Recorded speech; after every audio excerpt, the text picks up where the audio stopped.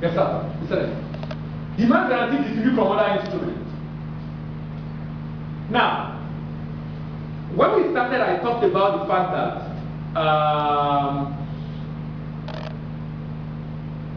there is a difference between demand guarantee and accessory suretyship. There is a difference between demand guarantee and accessory suretyship, and it's very important for us to be able to confirm what this difference is. Very, very important for us to be able to confirm what exactly the difference is between demand guarantee and accessory suretyship.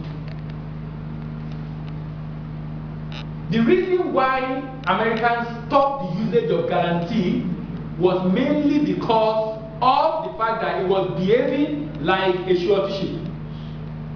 The way it was being acted on, the way it was being handled, it was creating a lot of problem actually. They had to stop it and come up with a modification of a letter of credit which was already existing there and have what is called a standby letter of credit. And by the way, I like the letter of credit, some letter of credit as a letter of credit standing by for the day of default. Standing by for the day of default. When they now decide to modify letter of credit to behave like a guarantee but with documents and independent and autonomous, it makes that a lot easier for them.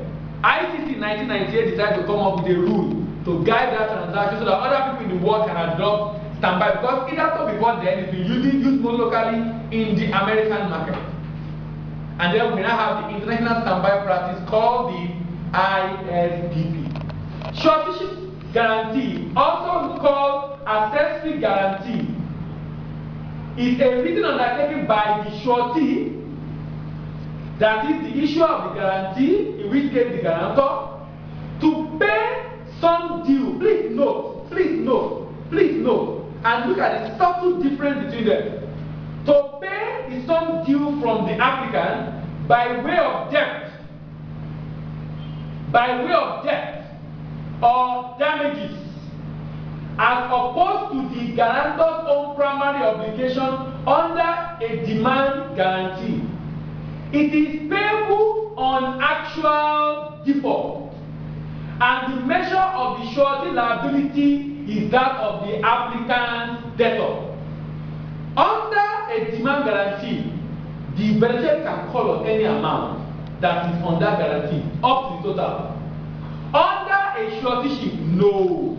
You can only call on the level of loss you can prove as a result of the default. The level of damages, the actual default amount. This entitles the surety to assert all defenses, because now I only pay how much they are able to establish. So I want to defend as much as possible to prevent him from demanding for high amount. All defenses to the guaranteed debt that are available to the applicant, only to pay the amount that the beneficiary establishes as being owed by the applicant under the underlying relationship. So the beneficiary must establish that amount really was lost and is owed. Look at this. A typical suretyship statement reads like this. When you see a guarantee, a statement on the guarantee that will show you the suretyship or demand. Look at the way the statement will read, and we'll see the difference. In the event of a defaulting in the performance of its obligation under the above mentioned contract, we will pay you the amount of your loss up to a maximum amount of 10 million pounds, 10 million euros. Do you understand? Yeah. Look at the way it would have been under a regular guarantee. Okay. Under a regular guarantee, look at what you will have seen. In an event of a defaulting in an event of a defaulting in performance of obligation under the above mentioned contract, we will pay you upon receipt of your first written demand. Upon receipt of your demand, not up to the loss. Upon receipt of your first demand. Now, there's another instrument called indemnity, which also very akin to the usage, very akin to that of guarantee, demand guarantee. and look at the difference. An indemnity shares some characteristics with a demand guarantee in that, in contrast to suretyship, it is a primary liability not dependent on another party's default. However, it differs from guarantee in that it is not an undertaking to pay a specified sum or maximum sum, but simply an undertaking to hold another party harmless for loss, and the amount which is being therefore has to be ascertained. Look at the typical indemnity. For indemnity, what happens? You indemnify me of a loss. Typical example. A typical example in the Nigerian context now. Usually the regulation in Nigeria says the bank should use copies when they are processing documents, right? For pre-arrival assessment report. Importers to fast-track their transaction will tell the bank to use scanned copies. The bank will now tell the importer, give us an indemnity. Meaning, if anything happens, you know hold us liable. You hold yourself or someone else liable. You will understand. When you are holding someone else liable for a default for a party, that is called what? Indemnity. Look at the way you see, know it when you see it on an instrument. It says, a typical indemnity reads, we will pay you on first written demand the amount of any loss you may repair, you may suffer in connection with the above mentioned contract. We will pay you. The bank now is saying you have suffered a loss from someone else. We will pay you for that loss you have suffered. In connection with the above mentioned contract, up to a maximum amount of what? 10. Above the demand. Do you understand what I'm saying now? Now, a guarantor is saying, look, when you write requesting for payment, we will pay you.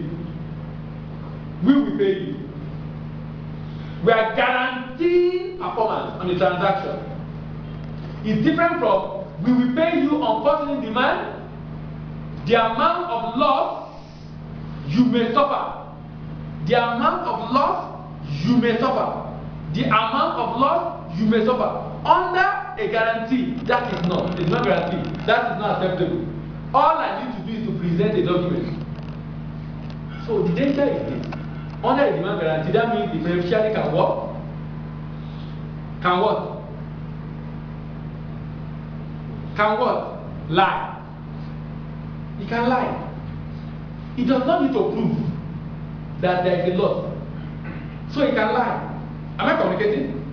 If, typical example, issue a payment guarantee and I paid you half.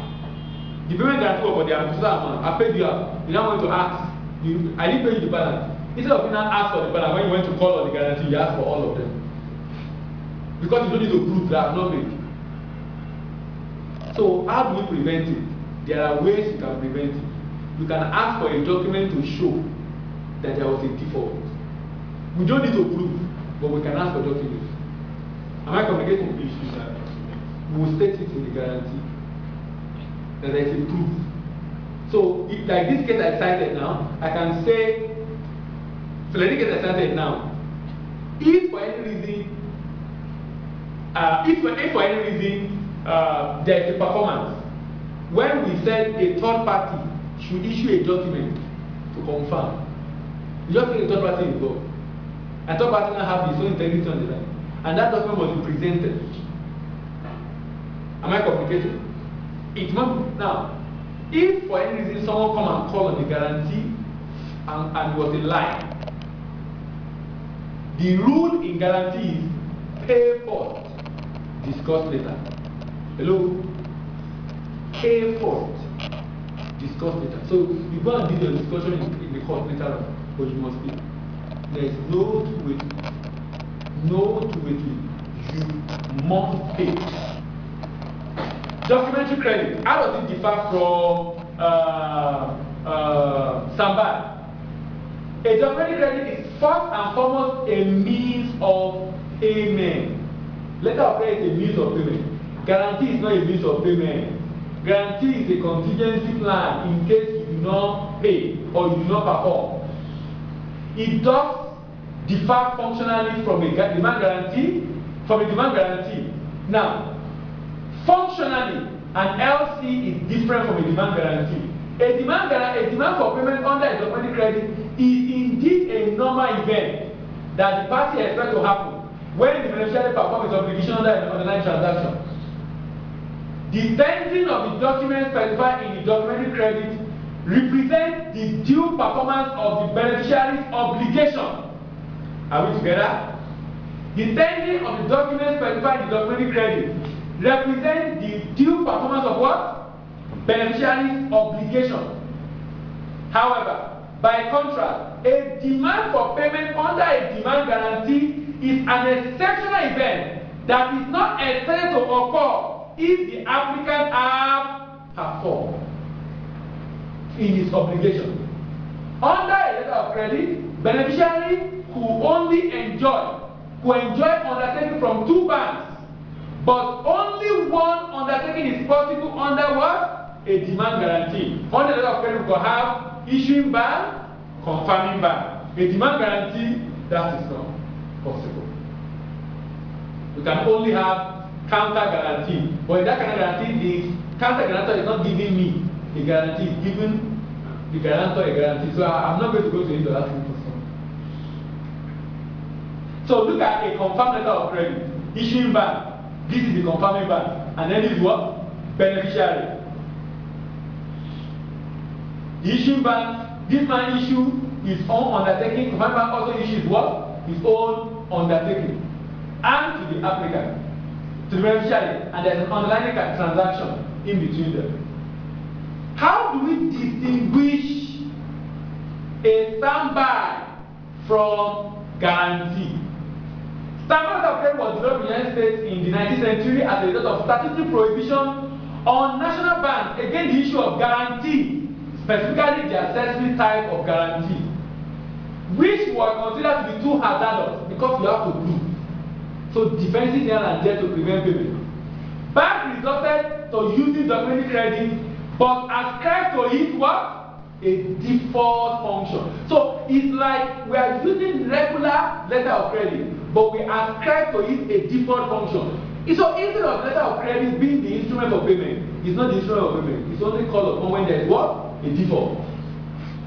So I need to present document as if it's a letter of credit. So all the documents I have given, I take it down for default. According to a standby letter of credit, a standby letter of credit is functionally equivalent to a demand guarantee. Functionally, because of the default. Functionally, but differs structurally because the beneficiary could only enjoy undertaking from two banks, as in the case of letter of credit. So, unlike just like letter of credit, we can have a confirmed standby letter of credit. Confirmed standby letter of credit. But under guarantee, you can't have it. You can't have it. Also, under standby, we can tenor our payment. We can issue a draft. Under guarantee, you can't have it. Although you can now modify your payment under guarantee and say, okay, you pay me 90 days when I bring demand. That's not a problem. But not like you have draft that we have under standby. That's what I'm saying. I said I can decide that you should pay me at, not like standby, not like letter of credit or standby letter of credit, that payment act will be within certain day. Check document and effect payment. Do you understand? But this one I can say, okay, pay me immediately or pay me after, depending on whatever we agree. But it's not a regular structure under a standby. Why would I say you should pay me after? Whenever everybody is calling the demand guarantee, you can be sure there is a fight already. Do you understand? There's a fight already now. I'm not happy with your performance. I go to your bank to collect money. You will not be happy, definitely. So I want that money immediately. I don't even want it delay. I want it immediately. Fundamental principle of demand guarantee.